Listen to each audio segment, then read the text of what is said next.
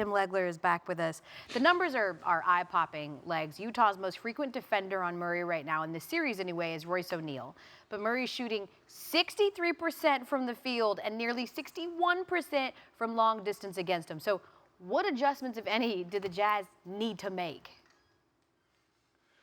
Yeah, so I think the big problem is it's not really important who the initial defender is in Jamal Murray because he's getting so many screens. And the problem the Jazz have, they're not willing to put Rudy Gobert in particular that far out on the perimeter, whether it's a hard show or a trap. So he is dropping back, and now when Jokic sets these picks, Jamal Murray comes off and he gets into this role and gets this rhythm going. So I think the adjustment is if you don't want Gobert that far out on the floor, you're going to have to switch who Rudy Gobert is guarding. I think you might have to put Rudy Gobert on a Paul Millsap or a Jeremy Grant and put him down closer to the edge of the lane. And maybe you put a Joe Ingles on a Jokic so that he could jump out, provide help with Jamal Murray, or hit him with a trap and make him give the basketball up. And then you could adjust if Jokic wants to go into the post against Ingles. You can make that adjustment with a double team.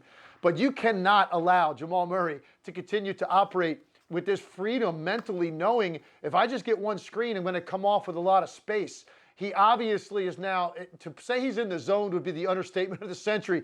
It's time now to take the ball out of his hands any way that you can, because despite what Donovan Mitchell said, they're getting beat by one guy. Jamal Murray is winning this series, and if they don't do it, make an adjustment for Game 7, they're going to go home knowing that one player sent them home. So let's see what Quinn Snyder and that coaching staff can come up with to slow his roll. There's only two other people who have done in a 3-game span what Jamal Murray's done. We heard Matt say it. Jerry West, Michael Jordan. Whoever was defending him back then, if you've got any clue, maybe you can help Quinn Snyder out. Another game tonight, Celtics Raptors, Game 2, Toronto looking to rebound from Game 1 blowouts. What are your expectations for the Raptors? Well, the Celtics are playing great, but I expect a big bounce back from Toronto. I actually think that was the worst offensive game I saw that team play all season. And that's what Nick Nurse really alluded to. So you're going to have to see shot making out of the guards. Obviously, Kyle Lowry, Fred VanVleet, they're the engine for that offense. Neither one of those guys played very well in the first game. Pascal Siakam was in foul trouble. It really affected his night. Never got into a rhythm. So if you told me to pick one team out of the 16 that started this postseason that would absolutely respond to the way they played in Game 1, it would be the Raptors. I just think they're tough, they're resilient, they play with an edge. And as good as Boston is, I think Toronto bounces back in a huge way. You're going to see the Toronto Raptors team that we have come to admire so much and have thrust themselves into a real contender to win a championship this year. There's no doubt in my mind you're going to see that team in Game 2.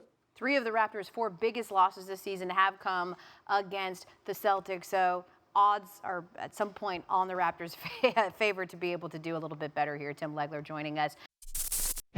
Thanks for watching ESPN on YouTube. For live streaming, sports, and premium content, subscribe to ESPN+.